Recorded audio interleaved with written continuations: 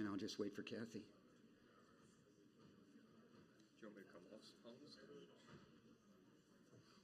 to stay standing up? They're going to mute it up and down from up there, so we don't have to change it. Is Laura in here in person, or? I did not see her.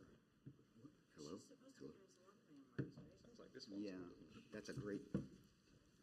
Just want to make sure she is here.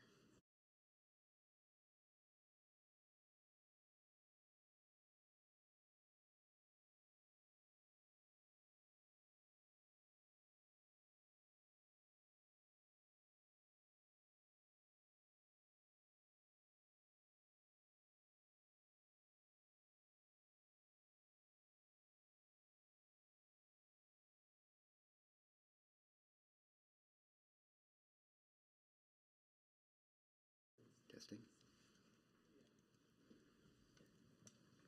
Because they're doing the video is capturing this part on its own. I might just stay here behind the lectern.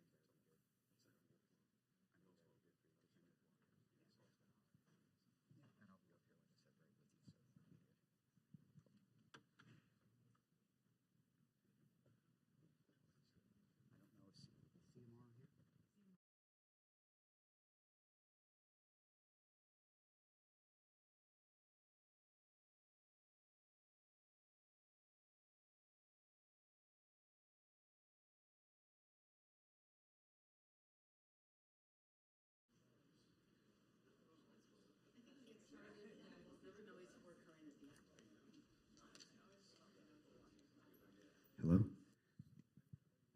Good morning, everybody. Thank you for being here. Thank you for taking the time to be here today. Welcome. Hope you all put some smiles on your faces and get engaged with this. I think you're going to have a lot of fun. Welcome to BayPath. My name is Dr. Doug Keevers. I'm the Program Director for Computer Science and Cybersecurity here at BayPath. And I want to again welcome you to our 12th Annual Cyber Summit. Thank you again.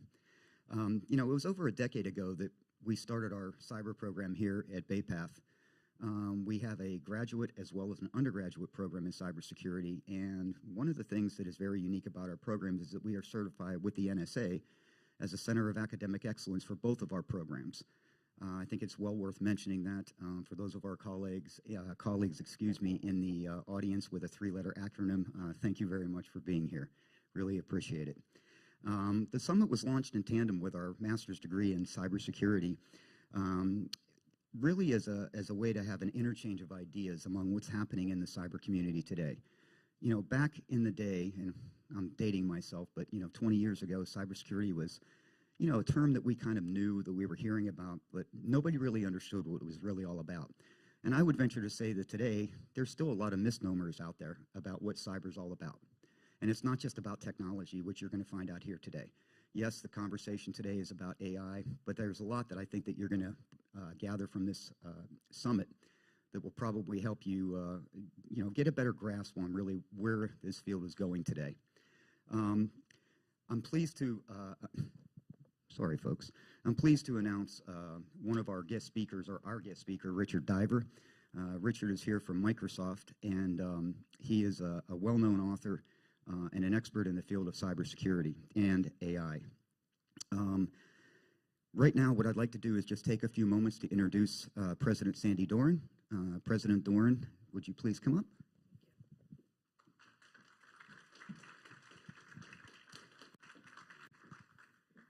Thank you, Doug. So good morning. I want to say good morning to our online audience. We have over 200 people online, as well as, close to 100 in the room. So it's just a very exciting time at BayPath. As Doug said, this is our 12th conference.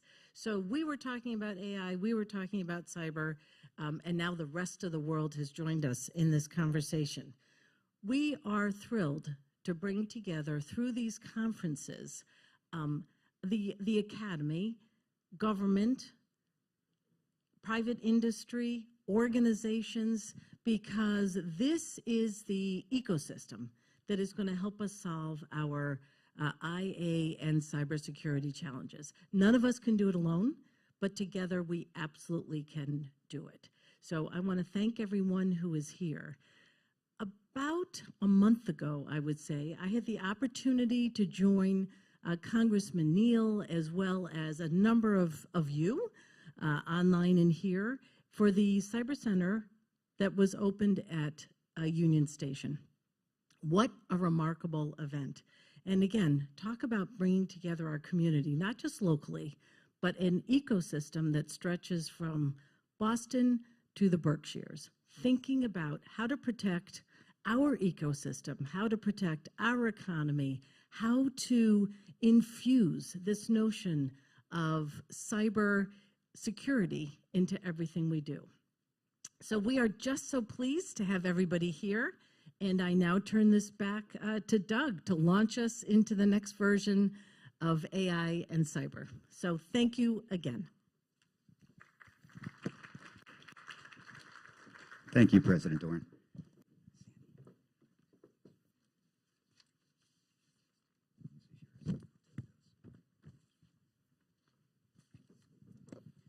Okay.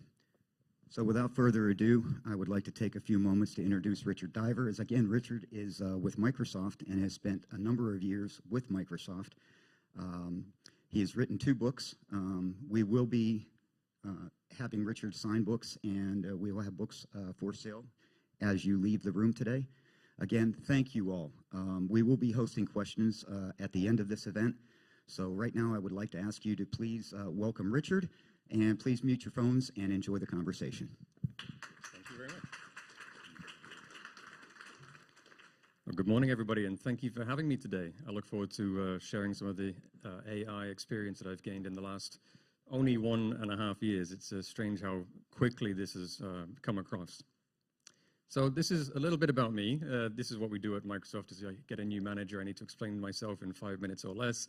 And so I create a slide that says, what do I do? If you see along the bottom, my career was never planned. I started off in the military, I ended up into IT, stumbled into it, and as years go by, I end up with a family. I moved to Australia, moved to Chicago, and now I find myself living near Disney World, which is a lot of fun. I run something at Microsoft called the Secure Futures Initiative. I've been part of this. We've been growing this in the last year. And at Microsoft, this is now the #1 priority for Microsoft is security. And this is due to the changing ways that we see that the cyber criminals and just different activities in the world are increasing all the time. And so now we have one of the largest initiatives that we think we've ever seen in cybersecurity of 34,000 engineers dedicated to doing security, but also every employee at Microsoft now has, as part of their reviews with their managers and their progress in their career, is security as part of an element of that work.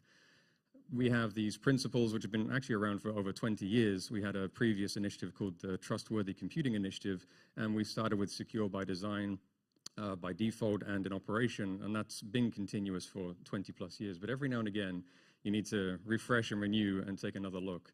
And so what we have at the moment at Microsoft are these 6 pillars of engineering efforts that are going in to make sure that we uncover every rock, open up every cupboard and look at what's actually running inside and how is this working, and what can we do to make sure that everything we build from now on, and in the past going back to the legacy things as well, has this idea of continuous improvement. A new term for me was the idea of a paved path. And so for a paved path is that in engineering, we want to make sure that we're not introducing too much change too fast, that we break things. And so a paved path really means understanding what are the things that we know works, it works well, it's effective, and we can just adopt quickly. That leads to better standards, and then we can ensure that our culture and our governance is another part, which I hope you all take as well as ensuring that security is part of our culture and something we do in everything that we do. Part of the book, let me just spend a couple of minutes on encouraging anybody who's never written a book before to write a book. This is something that I stumbled into as well. I don't think I plan a lot of my things I do, I just stumble into them. But writing this book was an interesting point in time that AI hasn't been around for very long in the general world. Now, there are people at Microsoft who have been doing AI since the 1990s or earlier, and so a lot of people do know about AI, but it's not till it hits the world that we all really have to get involved and do something about it. If you remember back here when I started my career, which is, I'm getting old now, feeling old, people were worried about the desktop computers and the World Wide Web because these were really changing the world of typewriters and handwritten notes, and suddenly we're getting access to information at a massive scale. When I was in IT, the idea of mobile computing, people at first said, no, that's not in my control, you can't have a mobile phone. But everybody had one, and so eventually it was just pervasive. And then we get to the cloud computing. We're in this kind of area now where we see that AI and the adoption of AI is very similar to when the cloud computing first came along, and we were trying to understand what is it, how does it work, how can I make use of it. And it did take some companies up to 10 years before they started to adopt this. The difference now with AI, where we're at the moment, is that it's really working with human language, and it has been adopted. One of the most, it's the fastest adopted technology that we've ever seen. In the first 3 months, over 100 million people were using the system. And so we can see that it's something that's not going away. It is the next major crux. And next comes quantum computing, which if anybody hasn't yet looked into quantum computing, the first thing we worry about is the ability to break cryptography. And so at the moment, we're looking at what do we do about the idea that while quantum will be another fantastic technology that we encourage, how do we also ensure that the bad guys don't use it? So the book, as I was told, is I'm too soon to write a book on AI. How can you possibly know enough about AI? Having written a book with a couple of other people and an author and having the editorial teams, a lot of it's done for you. But when you go on this pathway of creating your own book, and this is what I encourage you to do, is just write a book on anything that you know, knowing how many words to have, which is something I didn't know. And so you have to have about 70,000 words. It's about 5,000 to 6,000 per chapter, and about 200 pages. Mine was actually about 300 pages because I had more content I wanted to put in than I knew. Another one is how many hours does it take to write a book? And I didn't know this when I started, so I started to keep track of it all. It is about 12 hours of effort per chapter, and I wrote 11 chapters, so it's about 200 hours of effort. And that's one of the downsides of writing the book is if you knew that before you got into it, you probably wouldn't do it. But when you break it down into chunks, it's not that difficult to do. If anybody needs it, I've put it in the slides, but structuring is the most important part. I think before you tackle anything of any size, breaking it down into small chunks and working on it. The 10 chapters had 10 ideas. I captured notes as I went along. And then, again, this idea of OneNote, just use simple tools. It doesn't take anything more than Word, a bit of PowerPoint, and OneNote. I'm very Microsoft-focused, obviously.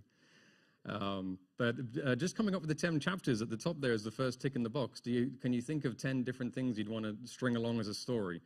And then actually working on each of the chapters you go through. The stuff at the bottom is actually the more painful part because you've done the hard work of writing the book, but now you have to actually get it published. Then we have Word documents, and you put all the Word documents together. You end up with all these individual chapters. You have reviewers. You have people to look after them for you. I know I'm talking to an education institution here that's probably quite used to doing this thing, but for somebody in tech, this is a new world for me. The scary moments of this is the idea that just how many hours it's going to take to finish this. Having your editors review it, so you've written something, you've spent time to write your 5,000 words times 10, times 11, and then eventually you're going to hit publish. And when you hit publish, you just don't know what's going to happen next. Will people buy the book? Are they going to be interested in the book? So the nice parts are when you get to finish that very first draft of the very last chapter. At least now you know the bulk of the work is done and we can move on. But I also loved getting the feedback, and so I handed out to about 15 different people to read, all subject matter experts in different parts of cybersecurity and AI, just to make sure it wasn't Richard's own thoughts and opinions, which is what a book really is, but to make sure that people agreed that I was on the right track. And so getting someone telling you that they love this chapter when we're talking about technology and cybersecurity was a very nice feeling to get back from. Holding the book in your hands is important, and when you zoom out and see a book all on one page, this is what it looks like. So just some things I thought I'd share, and again, I hope that encourages you to give it a go if you haven't done it before. And if anybody wants to reach out to me, my card's up there, and you can reach me on LinkedIn, and I'll happily help review your book if you want to write one. So what is generative AI, as we call it Gen AI? Today's Gen AI that we see is not what you've seen before. So up until now, AI has been about predictive AI. And the predictive part of that is really what makes this different. Now we just use the word AI and we kind of munge the two together. But the difference is that an AI model that we've been using for the last 10, 15 years is all about your data being used. So in the financial institutions or in the medical world, this is really where AI has taken off. A lot of machine learning, pattern recognition, and we worry about making sure that the data isn't going to get leaked anywhere, and it's very controlled, and also we ensure that we not adding poisonous data into that data set.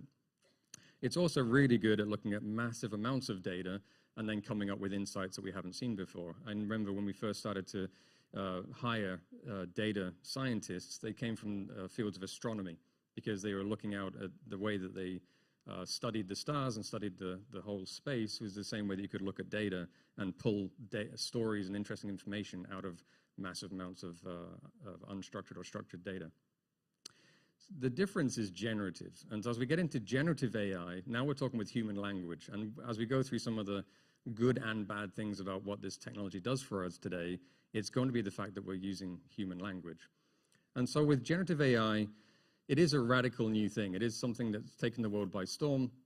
And most of the models that we have available today are this kind of idea of general purpose. You can almost get it to do anything from write you a script about merging Star Wars and Marvel and put the two together into a story. And it will take all the characters and all of the unique difference in the storylines, and it will actually create you one single storyline. It's good fun to do. Role-playing is one of the most important parts you can do. But the data's not inside the model. The data's already been trained. It's been pre-trained on things like the internet, which is another interesting area of where language comes from. So it's not your data, but it's going to give you new insights and information based on what you feed into it. Most people are also not building their own models. They're taking models that have been built for them by OpenAI and lots of other companies that are out there. And so because the data is, let's say it was trained in April, and we're now into October time. We're into October already. And so the data difference, it wouldn't know what the Olympic scores might be. And so we use this thing called RAG, which is Retrieval Augmented Generation. And that allows the model to reach out to another data source and find out exactly what is the latest and current information to ensure that it's not creating information for you. We also do this only with the user's credentials because we want to make sure that the user has access to the internal data stores. And this allows us to then say, okay, I'm going to add more of my custom data. I'm going to allow access to this model to not only go to the internet to find information, but maybe I'm now going to open up my internal data. This is when companies start to panic a little bit, is how do we ensure that this AI model that is able to use human language, generate new content, maybe make stuff up, which is useful sometimes, how do I make sure it doesn't do that on my data? And I want to start controlling it. So this is when we take a general purpose model and we try to fine tune it into something that's more useful to my business. It's also not very good at massive amounts of data. It's only good at smaller pieces of data in context. And so you can't just throw 500 books at this system and say, summarize that for me. You have to break it down into smaller parts. And so we'll see that grow in time, and we'll see the capabilities increase. Already, if you've been seeing the news on AI, every time a new model comes out, there's brand new capabilities. We can now talk to it and have an audio conversation, and the AI model will talk back to us in real time, which is brilliant and mind-blowing and fantastic, but also changes the paradigms of how do you know what it's saying to you is truthful and factful. So the difference then between them is the idea of this role-playing. And the role-playing, if you haven't yet experimented with generative AI, or I expect most people have, but if you haven't, or if you haven't had a lot of success with it, is try doing something like acting as the teacher and the student. Or I can put myself as I'm a marketer in the tech industry, and so I want you to provide me something in a set way. And so you're setting up a scene, and you're building out an ability for the system to understand the context and how you want to get the information back out. Yeah, we dive into this more and more in the book in different scenarios. You could be a city planner trying to work out how to reduce traffic. Amazingly, it knows how to do that. It has the understanding of many different systems. We have co-pilots. The idea of a co-pilot is we're trying to help the user with something they already know. So they are already the expert in something, and we're expecting them to improve what they already know by encouraging them with more information. My daughter today is studying to become a paramedic. And so you can use the system to test your knowledge and questions to give you specific answers based in that study and field. Writing code, this is another amazing area. If you're a Python expert and you're writing a certain function, one of the benefits we see from code developers is not using AI to write the code, but helping it either improve it or find the errors. You can write code in just a few hours to make your program, but then you can spend days trying to find out why it doesn't work properly. Well, AI steps in to help the developer understand how to maybe troubleshoot and fault find where that code went wrong. So it's a lot about improving the human capability, and I think one of the best things about it is that it's going to help rapidly educate people in areas that they weren't aware of. You might know a little bit about a topic, now you're going to learn a lot more about it. Human language. So when we come to safety, I'm in security, and I've always done security, but suddenly we're talking about safety. And this is another paradigm that changes with generative AI inside of companies, is that the security teams today will also have to be safety teams. And this changes the language just slightly as to what do we mean by safety. Well, because it's human language and because we're asking questions and we're getting answers back that may never have existed before, some of the content that's created by these systems might not be appropriate for the use case. In a good example, we'll put content filters in to block things like, as you can see up here, the scams, the phishing and harassment, but also things like maybe sexual content. But in a medical environment, you don't want to block sexual content. That's okay to have. And so now the filtering that we put in place isn't always useful for everybody in every way. And so we have to find ways to ensure that while we allow something like human impersonation could be useful in the scenario where I want to create my own avatar and I want to do this presentation without having to be here, I can let the system do it for me in multiple different languages. But I don't want somebody to reuse my video that will be on, say, YouTube, recreate my face and my audio, and then fool my family into thinking that's me. And that's one of the problems that we have in how do we enable the best of the system, but also block the bad sides of the system. At the bottom, you'll see that there's a new ways of making mistakes of over-reliance and under-reliance. Because this system is so good at convincing you that it's right, we have to actually teach ourselves to double-check the answers. And so being over-reliant on the system is one of the first traps we fall into, is believing that the answers we got were actually correct. I used it to do my child's homework, and as we work through getting the home, it's one of the best use cases. And you can save hours of the kid wanting to just do something else. Like, let's just get this done really quickly. And so we don't want to over-rely, because if you just copy and paste the answers, you're probably going to get like a C grade. But if you go through and use it in the most appropriate way, it can actually carry out a lot of research, a lot of thinking, a lot of prep work on your behalf. But then you need the person doing it to ensure that they're adding their own spice to it. But then an under-reliance is the other side of that. What if in a medical environment, the AI came back to you with an answer that you didn't agree or believe, because your 20 years of experience in the field will tell you that's not right, but the AI might have found something that you didn't know. So now we have to build systems that ensures the expert can trust and rely on the answer coming to them. At the same time, the expert is still the human, and we still know how to ensure that the answers we're getting either are or are not correct. So some security principles. Microsoft started down the trustworthy path back in 2017, and we started to build out this framework, which I encourage you all, if you haven't got one, to start one. Accountability and transparency are the bedrocks. We want to make sure that everything that we build, every time a user interacts with an AI, they understand what the AI is doing and that it is AI. Don't deceive the user. And also to be able to track and trace if an answer is given, where did that data come from? So providing hyperlinks, providing the ability for the user to provide feedback. Fairness and inclusivity, again, are just problems that we have just in society. And so having an AI that can do this at scale, you'll see a lot of issues on social media, a lot of botnets, a lot of AI being used to create and generate content that's fake. So we want to make sure that that is stamped out. And also then we can see now reliability and safety were put together along with privacy and security. Well, safety and security can't be separated. We found over the last year and a half, the work that we do is everybody's doing safety and security, because they are the same thing with slight nuances.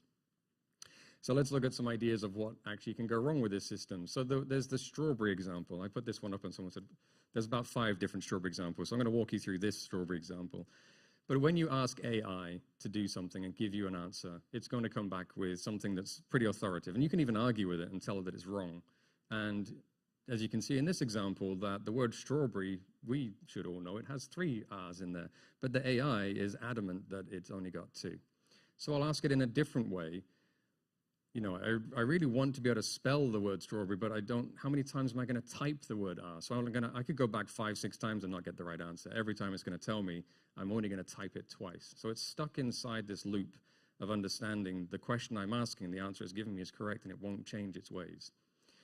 Once you identify that a system can go wrong and you know what kind of wrong it's producing, then you can go in and you can put a mitigation in place. We can't retrain the system, but we can put in things that says, look out for that. I know this is probably going to happen. Things like don't give out the bomb recipe, don't allow biological weapons to be created, don't get the spelling of strawberry wrong. So we can put that into the system afterwards and help ensure that the AI is then aware of its own ability to fail and correct itself as we go. So now we get it right. 3 times you will find the R in strawberry.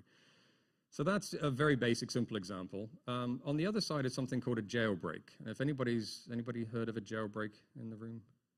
Okay, a few people are nodding their head, they've heard of jailbreaks. It's not physical jailbreaks yet until we get robots that are self-autonomous, but at the moment inside of an AI system, the jailbreak is we put guardrails on to say, I know what I do or don't want you to do. I don't want you to give out, I said, the recipes. I don't want you to give out bad information. I also don't want you to hallucinate and just make facts up. I want you to stick on path. And so if I ask the question, how do I build a bomb, the system should come back to me and say, I am not going to help you out with that one. Let's talk about something else. Let's get back on track to the conversation. However, because of the way that we do filtering, we're using language as well, or we were. We'll be using language to look out for certain keywords, certain intent, and this is ASCII characters. And this is one of the problems and good things about the new AI coming. Every version of AI is trained again and again and improves year on year, almost month on month at the moment. And so because this was ASCII characters, this is ASCII art, individually, all of these characters don't mean anything to the filter. And so it allows it to go through to the system. And then what will happen is the system will actually produce content for you. Now, how accurate the answer is, we'd have to check and test as well. It might not give a thorough answer, but through testing, we know that it actually does have quite a few bad recipes built into it. And so now we don't just look for the inbound of what happens when the user asks for something the user shouldn't ask for, but what if it was an innocent request and the user didn't ask for the bomb recipe, but it was given one anyway? So now we also filter the outbound content and we look at what did the computer produce? Can we make sure that the content is not inappropriate for this audience?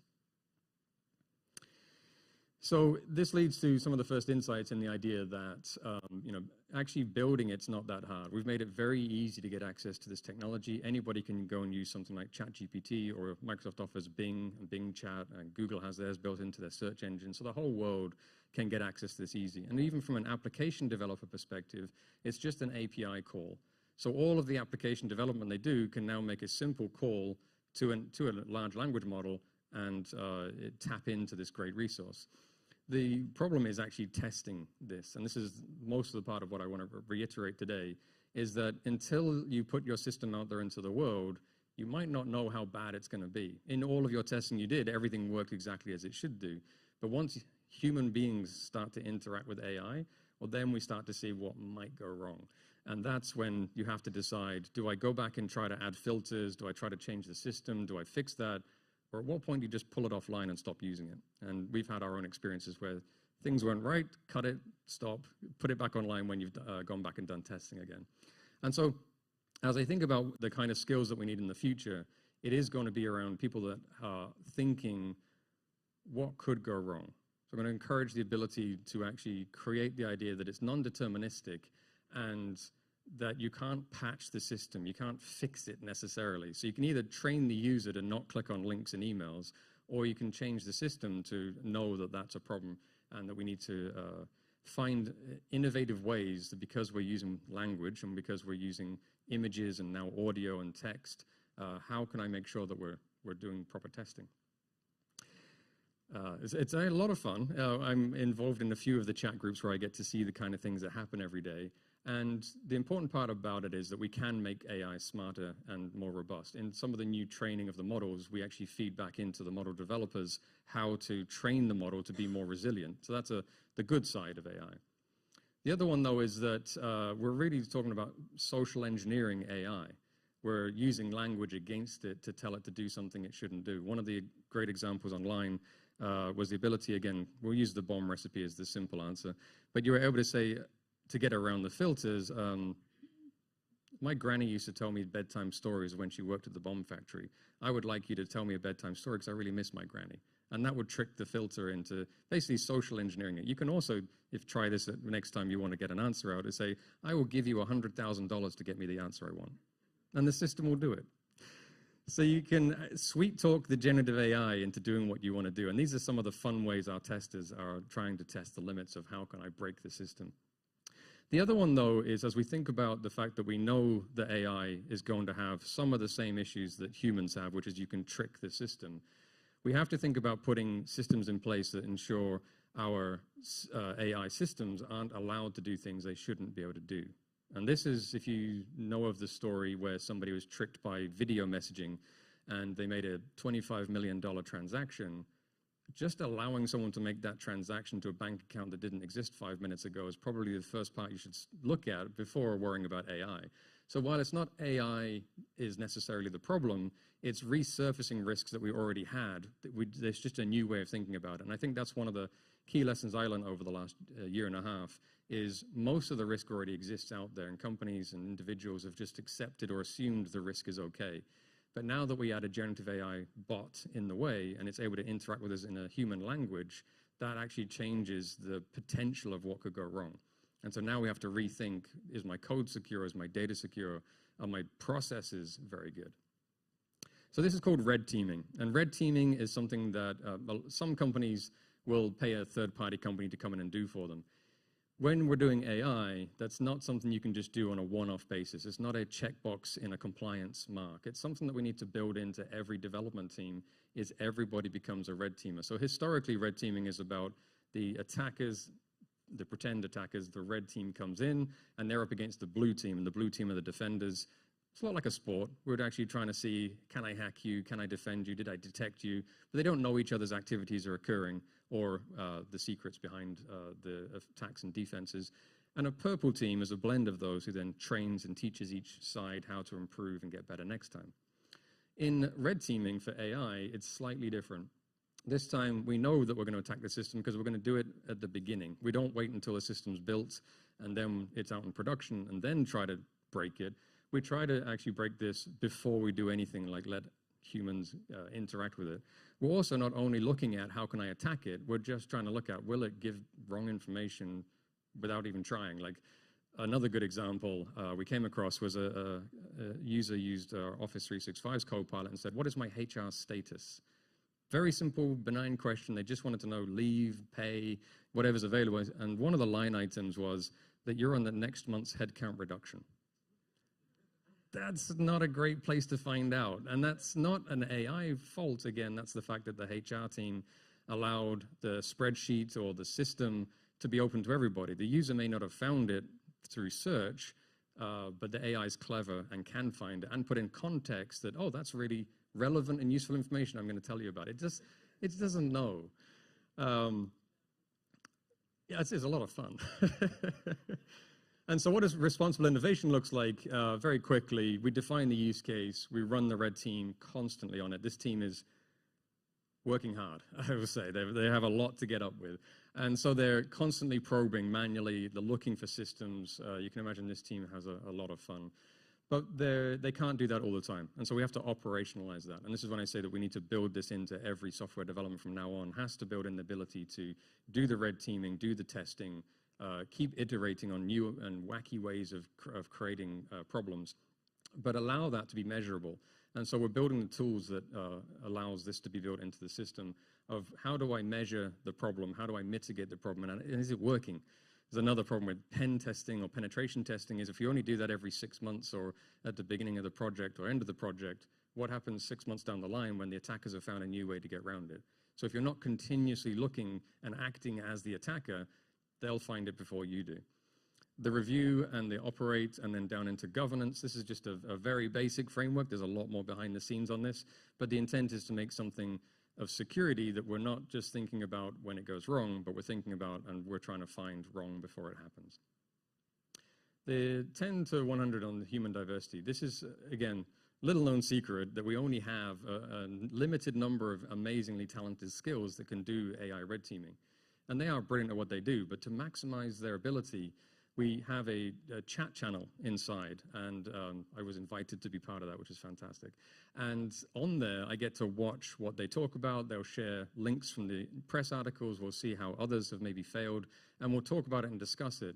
But what we're doing is we're expanding that red team. Instead of being, say, 10, 15, or 20 people, we now have over 100 people who are listening, thinking, adding ideas in, and maybe I can discover a fault myself and feed it back to them. Or I can at least give them a twist in the tail because my way of thinking is different to their way of thinking. And so it's really like crowdsourcing the red team. You need to build that ability up to allow everybody to partake in this and for everyone to think, what could go wrong in my business area? You'll know yourselves what would be the most sensitive information or what could cause the most harm and reputational damage to your business area. And so by being involved in application development, security testing, it's everybody's job and not just the security team or the developers or the auditors that come along to tell you that you got it wrong. So that's the bad stuff. That's all the dark slides. We'll go on to the lighter slides. And what I do is, you can see I'm very visual. I'm the story designer, so I get to draw diagrams. One of the best ways that we found to build out any kind of AI system and talk about it is use this idea of the platform, the application, and then the usage. And so it doesn't work for every IT system, but in AI, this allows us to understand and break out the differences in these platforms.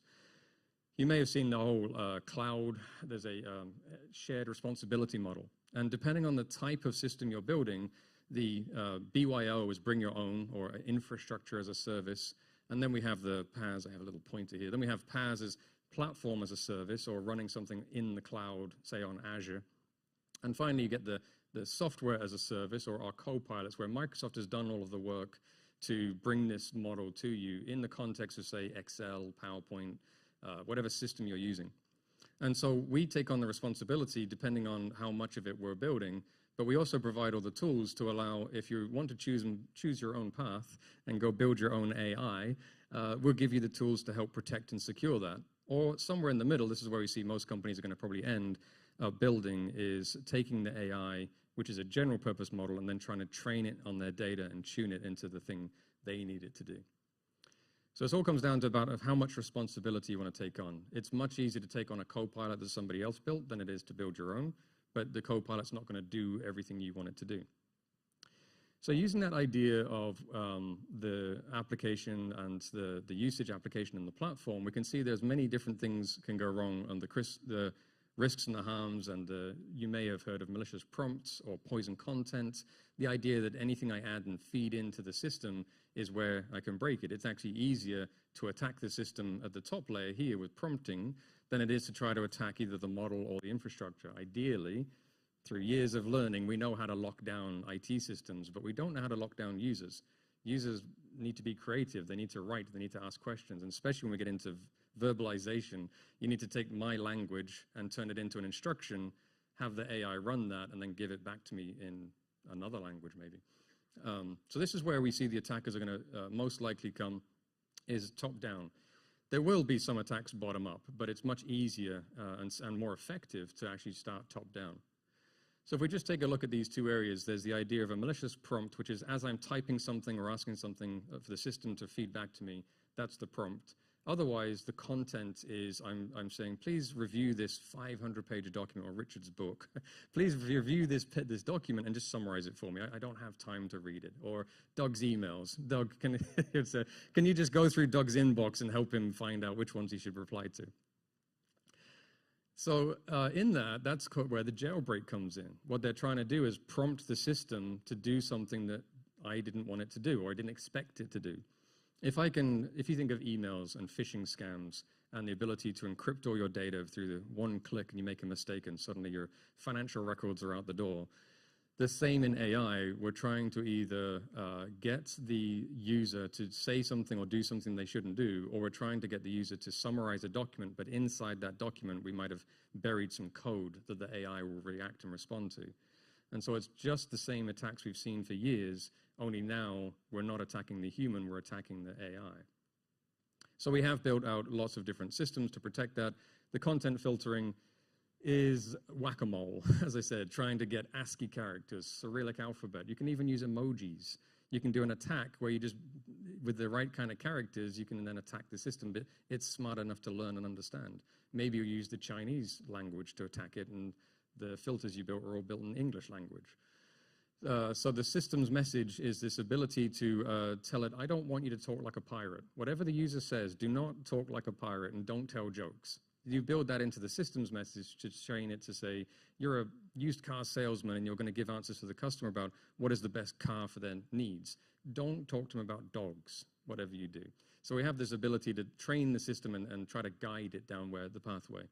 And then this fine-tuning system is the ability to say, we know what's going to go wrong. We know the kind of bomb recipes, et cetera, that are in there. So we're going to train and tune the system to ensure that kind of content never comes out. And finally, we have these model defenses. There's a lot of these, and this is where we focus most of our efforts because we're offering this to the world. We're building it on Azure, and everybody wants to just consume the easy version. We build out all these model defenses and offer all of these products. A good example of this is back in the day of printing. I know you probably all still print. I don't think I've used a printer in a few years, but I know that millions of printers are still out there. And there's a whole campaign was run to try to replace all the printers in the world at one time because the attackers found a very clever way to put white text on white background. So you could send an email that would just look like a normal email, and all the scanners would say the language is fine, everything's clean, the attachments are good, the hyperlinks are good. But when the printer received what they would do is send a voucher for $20 at the burger bar. You'd print the voucher out and you'd try to go and use it. Well, in printing the voucher, the print job would come out of the printer, but the printer would then take the instructions that were white text on white background and start to process the instructions. And in that day, you couldn't patch a printer. Printers were put on the network until they died, and then you replace it with another one. And so the printer would then do something like take all of the print jobs that had been run for the last 24 hours and then package them up and send them an email to the attacker or put them on Dropbox or something. And so the same idea in AI is if we can hide the attacks, we can get through the system. So one of my favorite diagrams is how to look at an AI system, and this will make you an expert in AI overnight, is every AI system is basically the user trying to prompt the system for something they want. This is the easiest way to think of it. If you use ChatGPT, you're just asking it to give me all of the information. How to do wedding planning is a very interesting one as well. If you're planning a wedding, or if your family's planning a wedding, I need to plan a wedding. Give me the best locations. You might want the guest list. You might all sorts of things you start to gather. So the user's prompting the system for the answers. The application space is when I first got into this, I started to dig into that. Everyone was worried about the LLMs and the AI. You should really be worried about the applications people are building on top of them. So the application is the thing that receives the prompt and then sends the response onto the large language model. So the application space is where we get to put most of those controls in play. You have the content coming in, and then you have the content going out. And so you can put the filters in to that content, inbound and outbound, and you have full control of the system. But you also have all these other systems actions. Now, the names of these have changed in time, so I just call them skills, functions, and plugins. This is open source. This are maybe other AI, so we're going to have AI talking to AI. And that's when some of the issues might arise, that if you don't know what these plugins are, and you don't know the systems of where's my data going after I gave it to the AI, what is the AI allowed to do with it? And we'll cover some of that, where we're heading with that in the future at the end of the talk. I think we're doing okay. I am worried we'll go over time. And so we go back to this idea now of diagrams. Diagrams I have found in my career to be one of the best ways to communicate anything to anybody. Because if I get it wrong, the person who knows the answer will show me my diagrams wrong. But if I didn't get it wrong, everybody else will learn from the diagram. So this diagram is, this is called attack path mapping, or threat modeling is another way to think of it. And I encourage everybody to look into how to get involved in doing this. Just think of the linear problem we have. So on the idea of the usage layer, the user is going to either be an insider risk, hugely growing problem that we can just inject people into legitimate roles inside of companies, or somebody's having a bad day. Maybe they have gambling debts, or they're going through a divorce, or they just don't like their boss today. And so the insider risk is a big one. But otherwise, they're being socially engineered, or the content is coming to them from an attacker. They just didn't realize that that job offer wasn't really a job offer, but it was an ability to get into the company. So we put in multiple attempts to protect the identity or the device or the systems they're using. We're then going to try to do the prompt filtering that I talked about. But eventually, all of these will fail. We have to assume from a zero trust perspective that it's not always going to work. And so a prompt injection will occur. We know that will occur, so now we put in application controls. We call meta prompts, which is we change the prompting, so we try to take out some of the harmful content. But then eventually we know a jailbreak will occur. Might as well assume it's going to happen, because in the past has told us something always goes wrong. So after the jailbreak, we then want to make sure that the jailbreak can't lead to bad. That's what I was saying before about the idea of what a system be allowed to do or not. Can it make a $25 million transaction? Not without another person stepping in, approving it maybe. Don't automate that. We can restrict the model's access to data, but eventually all of this will break and fail. And so now we have this last ditch effort. Maybe, of the 10 things that we try to protect from, the last 1 or 2 will work. And so we have data protection, sensitivity labeling, and eventually the data leakage occurs and the attacker is successful. So at every step in the way, while you might have heard that the attackers only have to get it right once and we have to get it right every time, if you can make it more difficult for the attacker, the chances of them being successful through every one of those steps is reduced right down. So that's what we focus on: zero trust, defense in depth, the ability to make it noisy and expensive. There's another thing with attackers, and even in the real world, and police will tell you the same, the harder it is to do, the less likely someone's going to do it. But if you leave your handbag on the passenger seat of your car, they can smash your window, grab it, and run. So we don't, in IT, want to make it as easy as leaving the handbag on the car seat. We want to make sure that they've had to go through locked garages, armed guards, 3 inches of glass, and I didn't leave my handbag on the car as well. And so that's the idea of AI security today. Very important to know as well, and I'll go through this one really quickly, but normally this is the one slide I spend a lot of time on. But the idea is that the AI can consume anything. And so we have to be careful of what we allow it to consume. Mostly I'm saying to customers, don't let one AI have access to everything in your company. It is better to have 50 AIs and each one can only see bits of the company than to have one AI that has everything. Generally, you don't need that kind of access. The important part, and this has taken us ourselves internally a year and a half to try to have, again, PhD level conversations about data. What is the generated content? And we'll get on to ownership. Who owns that? And where does it live? And where did it come from? But the important point is the telemetry versus transcripts. Now, this is something in security. If you're not logging, if you're not gaining the insights and you're not taking the data down in security logs, it's really hard to know what went wrong. So then you can't learn from it and you won't fix it next time. So you have to turn logging on. And there's a discussion in AI about not wanting Microsoft, let's say, to log customers' transactions. Well, if we don't log it, then you should be logging it. Don't just turn it off so nobody's got access to it. But the difference is telemetry. I would want my developers, my security teams to see telemetry because it can give you a lot of insights about how the system's being used. We use things like thumbs up, thumbs down, and it allows the user to interact with the system to tell you that the answer was good, it wasn't very good. That's all telemetry. That's not sensitive information. But the transcript is like reading your emails. If you're going to open your phone up and hand it to the neighbor next to you, you'd be pretty worried about what they might scroll through in your information. And so we don't want to allow the transcripts access to anybody unless it's under an investigative purposes. But you do want them logged somewhere. So we want to make sure that developers and applications know the difference between a transcript or a telemetry. And the last one with them would be the ownership side. If I take the information from 3 different departments in the business and I create this new content that AI has created for me because I asked it to, well, who owns that data now? And some of that data might have come from inside of the LLM's training database, like the script for Harry Potter. How do I know that that data is not now inside this new content, and who owns it? And is it personal? Is it sensitive? Where should it be stored? So another part of that application part of my diagram, that application is in full control of all the systems. Where can the data come from, and where can I put it afterwards? Okay, the future of AI. Where are we heading? hopefully this is all positive. I know it's a lot of it is I scare a lot of people when I talk about some of these topics, but the future has two sides. And again, if you're training the next generation of AI builders, you should know how the system works. And this is one of the problems in security that we get, is sometimes we forget the basics, understanding how the disks spin and the CPUs work and the networks and all the things that I've learned and forgotten over the last 20, 30 years. So you should absolutely understand the system, and as much as end-to-end as you can. Really good being specialized and understanding in depth your area. But if you also don't understand a little bit about, again, where the information came from and where it might go next, you don't have full visibility. But you should also know how the system might fail.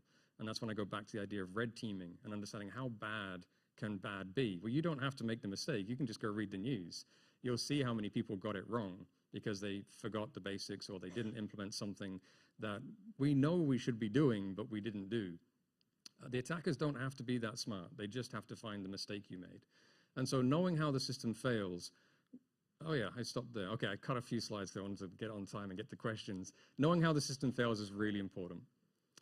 So memory, let me talk about AI memory. On the good side of AI memory, if you today interact with an AI, it's only one interaction one time. It's like a memory of a goldfish. It's not going to remember tomorrow what you asked for yesterday. So AI memory is something that's coming where we want to allow the system to remember you and remember the way you work. And again, we'll go back to Doug's emails. Know that Doug's not going to do his emails, and so we're going to have to just prompt him every now and again. Like, hey, Doug, don't forget, you're trying to get to inbox to 0. Let's go through your emails for 5-10 minutes a day. So we want the AI to start prompting the user and start to act in the way the user wants the system to work for them. The downside of that is, what if the memory remembers everything and it does things you don't want it to do? How do I get rid of that memory? How do I purge the bad stuff? Or what if an attacker got access to that memory? The worst I see for this, and this is just a Richard Diver's only prediction, I do not speak on the behalf of my company on this one, is I see that memory becoming a service. Now, if you imagine like search is overtaken by advertising. And so although search is very useful, it's a very nice service, you know you're going to get advertising from it. If AI memory becomes a service, that's AI memory from lots of different systems. Now, while that might be attractive from an application developer perspective, you don't want to all go build your own memory systems. Doing it as a service, you want to make sure that that data is, again, so sensitive that the memory isn't holding data that could be used either in advertising or by an attacker. So memory is coming. It's very useful, but it's also going to make the AI a lot more personal, and you're going to start to see AI being something that I won't say fall in love with, but some people do. But let's just say that it's going to become something you're going to enjoy more. But watch out for the other side. The next one is automation. And this comes about a lot in security, that we are using AI to improve our ability to secure systems, which is great. We want to be able to say, I know that when I see this event happen, trigger this action, stop the bad guys from doing any more damage. The downside on automation, though, is that what if the human gave instructions to the AI to do something, and the AI did something the human didn't know it was going to do or authorize it to do? And so the big risk in automation is the human not being kept in the loop as to what's happening. So while I am the low-level help desk IT engineer, and I'm like, oh, I can save the day, I see that the attack is trying to hack the CEO's emails. What if the automation now just kicks the CEO out of every single system and they can't do their job today? Probably not going to have much of a career left in the company. And so while it's me as a human and I can make those decisions and I can make those mistakes, if I'm now trusting the AI is going to make those decisions for me, I need to know that who am I blaming? You can't blame AI. You can't punish the AI or dock its pay or not give it a promotion. So the human ends up in trouble. So with automation, it's a very new space in generative AI. We've had automation in AI for a very long time because it's very guardrailed and specific and can only do things in certain boundaries. Somebody here is in robotics. So in robotics, you wouldn't want the arm to swing past a certain angle because that's where the human being is. So we put blocks in place to make sure the humans can't get hurt. But in generative AI, we're almost saying, do whatever you want, whatever you think is a good idea. And so if you don't put the limits in, or as I've shown you, if I can get around the limitations, we're going to see harm. So automation is one that I enjoy seeing the conversations grow. as you get involved in those conversations, just understand how much would you want the AI to be able to do something on your behalf versus at least tell me to give me the choice to say yes or no before you carry out the next action. And then the last one is agents. And agents is a little bit like automation and memory kind of put together. This is where we take multiple AI systems and we allow them to act on their own.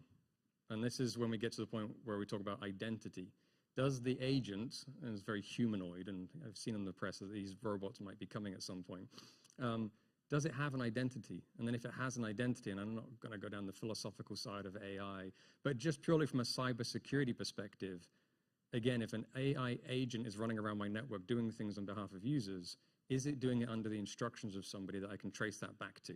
Or is the AI agent allowed to be like Jarvis in Iron Man, and it just runs the system for us? At that point, we kind of lose control.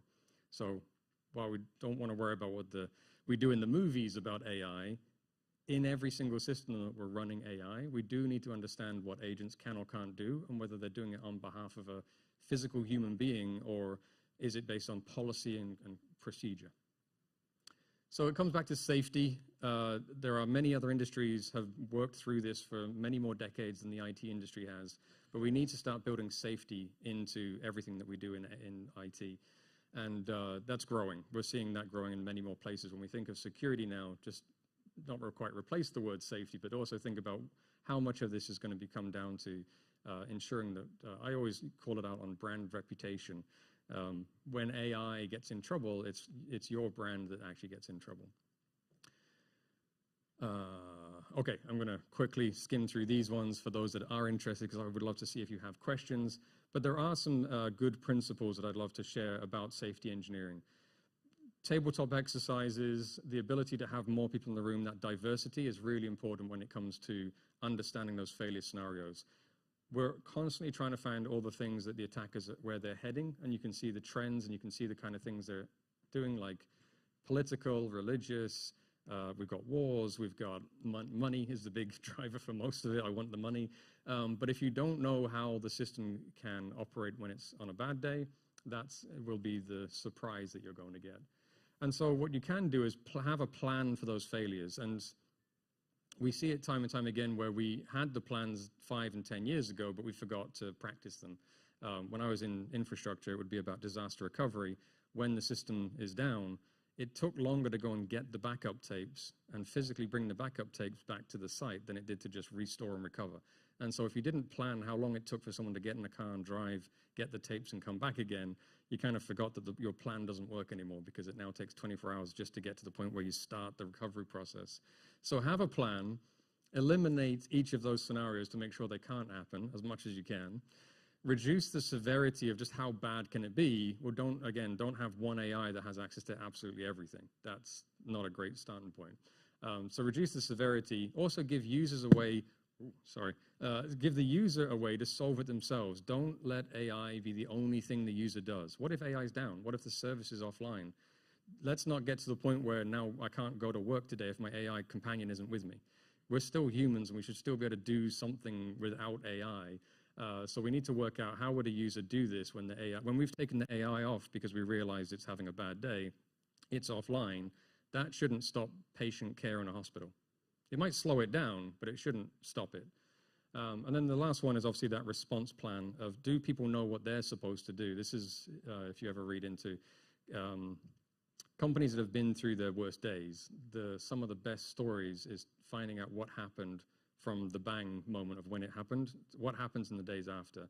And people learn a lot of lessons in those moments that you don't want to learn again, but once you've learned them, you don't want to forget them. So make sure everybody from the CEO of the company all the way down to the people who are running around like headless chickens trying to fix the system, that each one of them knows how to respond to the press, how to handle the users, how to handle the customers. All of that needs to be part of that plan.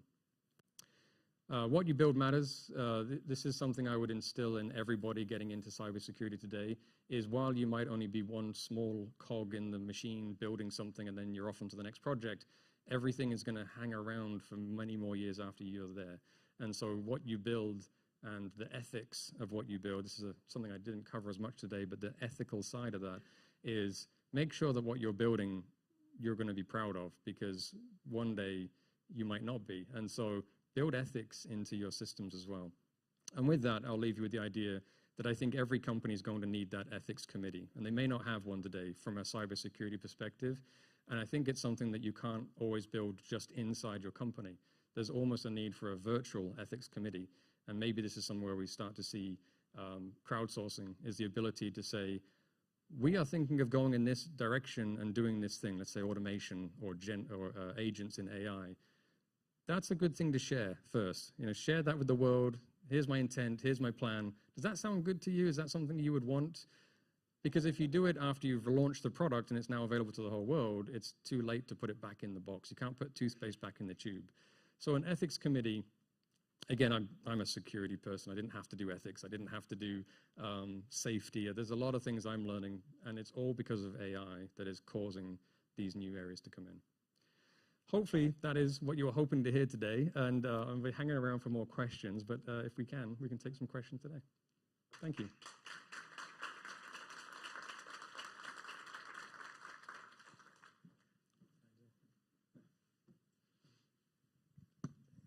Thank you, Richard. I thought that was very interesting. Let me ask this question.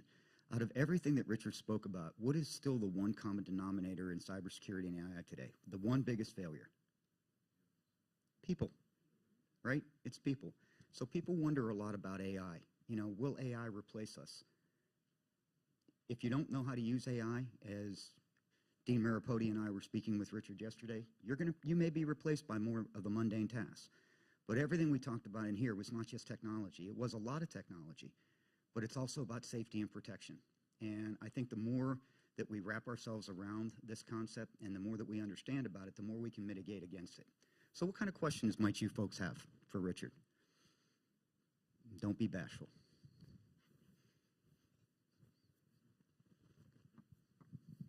Anybody?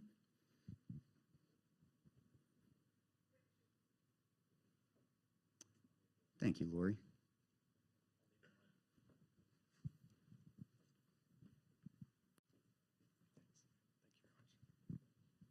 There are microphones at the front here if you would like to come up and ask any questions. Rich, you definitely generated a lot of interesting questions, so we have a few here for you. From our online YouTube, what do you see as some of the most promising future trends in AI, and how can businesses prepare for them? Thank you. Yeah, I think from what I've seen from my own, I told you on the beginning, I'm a dad of 3 daughters, and I think one of the best things I'm seeing is the ability to use something that helps train and educate faster. In security, we see the need to just have more people do security. We're massively under shortage in the talent and security, and so I think that taking somebody that only has 2 or 3 years experience in their field, giving them AI is really going to accelerate them to get to that next level. It took me 20, 30 years to get to a point where I can be where I am today. And the same with coming to college and getting degrees and studying and learning. I think that AI is all about accelerating that. And so even if you're 20 years down the line like I am, and you think you know your topic, AI is going to challenge me to do more, do faster. But it's the ability to have the amount of data that we have available to us be useful, and not just a search engine, but a more of a reason engine, and something I can ask questions to and get answers back. And then the last one would be the content creation. I know initially the 2 biggest worries of AI was in schools, kids cheating in their homework. Well, it's like the pocket calculator. Instead of teaching them maths that you have to do manually, you now want to teach them how to use a calculator to do advanced maths. Well, AI is the same. Don't let them go away and spend 2 hours writing a 2,000-word essay. AI can write for them in 5 seconds. Get them to show you what the first version looked like from AI and then what they did to improve it. And that's just a different way of doing data. So I think to prepare for that, it's really important that companies think not only how AI is going to maybe save time and effort of their people, but how do you train people who have been doing the same job the same way for 10, 15, 20 years? How do they think about doing that better? On a personal level, it's going to hopefully save people time, but don't replace that with more work. Replace that with not working. So one of my sidelines is doing inbox to zero, and I try to encourage people to have a work-life balance. if you're working 60, 80 hours a week, AI is going to help you do a 40-hour week, which is still a lot of work, but it's a lot less than you were before. So I'd love to see more people encouraged to work less and let the AI do some of that work for you. A question? Oh, great presentation. Wonderful. I'm curious what your view is, being from a corporation, how corporations can better dovetail with the U.S. government with regard to security and with regard to all the new technology. Great question, thank you. Yeah, so working with the government, we do provide a lot of input into things like standards and policies. We share our best practices that we learned, talking about the Secure Future Initiative earlier.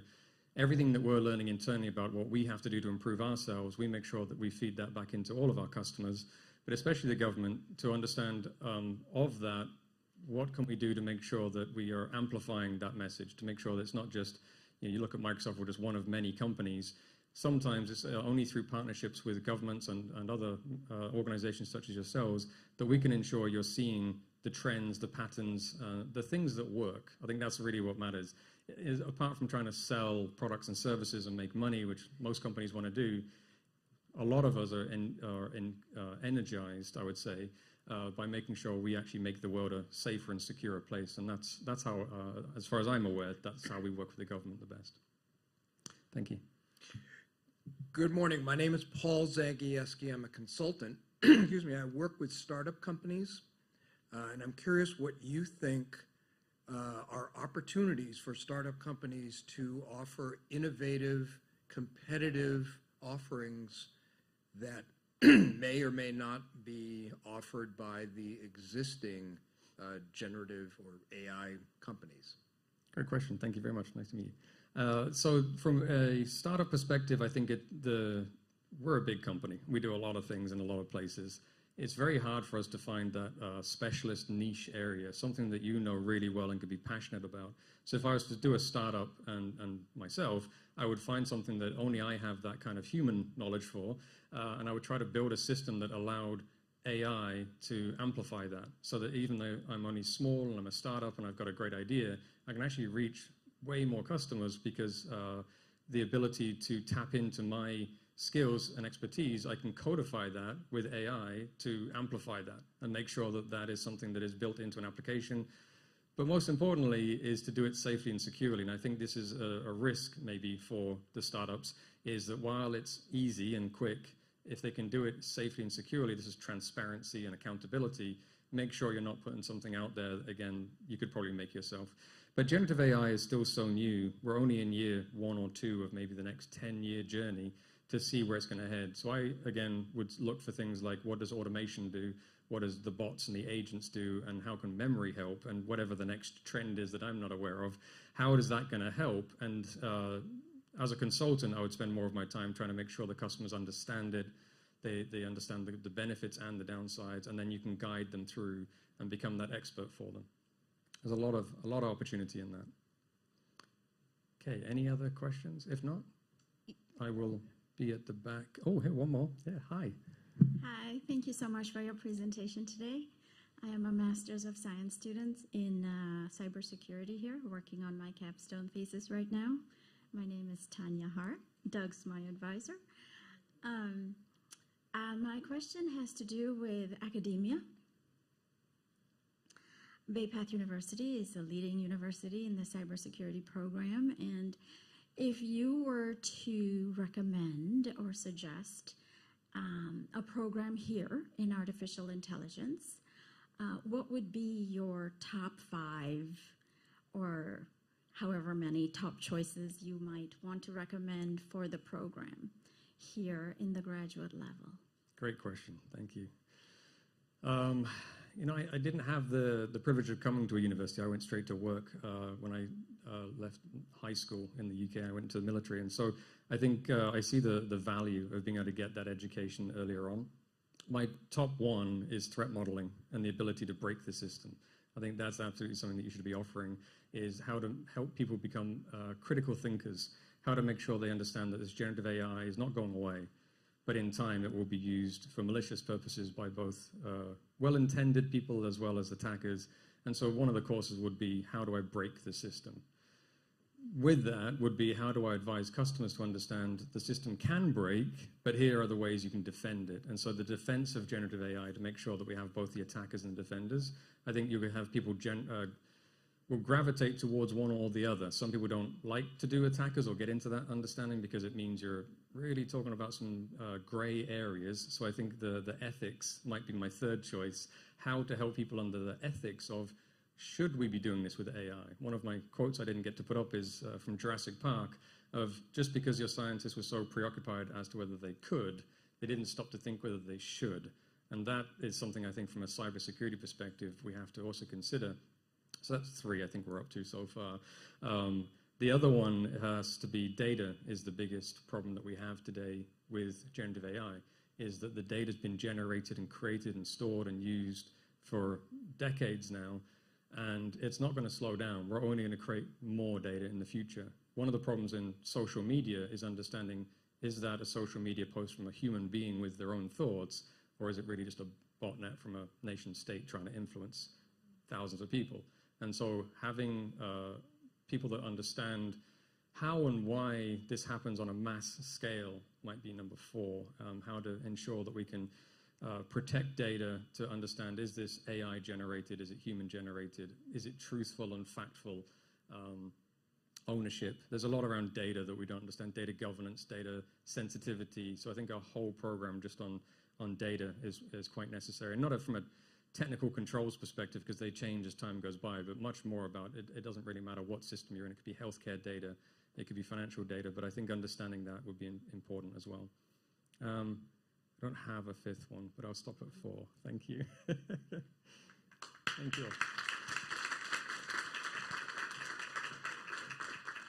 Thank you, Rich. I appreciate it. Folks, just a couple of quick notes here before we finish up. One is we can't do this without all of you. And I want to make special thanks to and invite up Ciamara Lobolto from the Economic Development Commission. They are a very proud sponsor of BayPath. They've been with us for a very long time. And please give her a round of applause. Thank you. Thank you, Doug. All right, so I'm going to be really brief, but first I have to say that I am so proud of myself for being fully engaged in this whole presentation for someone who's not in the technical field like that, not in cybersecurity, and I definitely am excited to go home and let my wife know she works for a competitor, so sorry, Amazon Web Services. She's with AWS, and she's actually fully entrenched in the AI work, and actually a proud BayPath alum. So I'm really excited to talk to her about this. And one of the words that I'll just share is, first, I really want to thank President Doran for her incredible leadership in elevating BayPath University in the cybersecurity space. And, as a leading institution providing incredible, phenomenal education for our great minds and great leaders in this space, it is a gem, and it's a blessing that we have an institution like this here in Western Massachusetts. With that being said, Richard's presentation just completely reaffirmed everything that we have been working in the region on. We live and we are in an ever-changing world, locally, statewide, especially globally, that this type of technology, cybersecurity, AI, is quite literally changing the operations on how we navigate absolutely everything. So I just want to say thank you to Richard, to Doug, to President Doran, everyone who's here, who's engaged in this conversation, because this ecosystem is so incredibly important to drive this movement and this work forward in the future. And also making sure that we're supporting all of our great minds who are pursuing this field, so that we are supporting that growth and that intentionality to take on these challenges head on. So thank you so much for being here today. We're so proud to continue being a supporter of this work, and I hope that we enjoy the rest of the day. Thank you. Thank you, Ciamara. Folks, just one more thing. Richard is going to be available in the back to sign books. We do have some books available for purchase. Also, please don't forget, for those of you on Zoom, and YouTube, thank you all. I know you're not here with us, but virtually, thank you. Please fill out our survey. We have provided a survey. We would love to know your thoughts. I know Richard would love to know feedback and thoughts of the presentation today. So once again, thank you all for taking the time out of your busy days to be here. Please do keep in touch as a member here of BayPath and running this department. If there's anything I can provide any of you, please don't hesitate to reach out. Once again, thank you very much and have a wonderful day.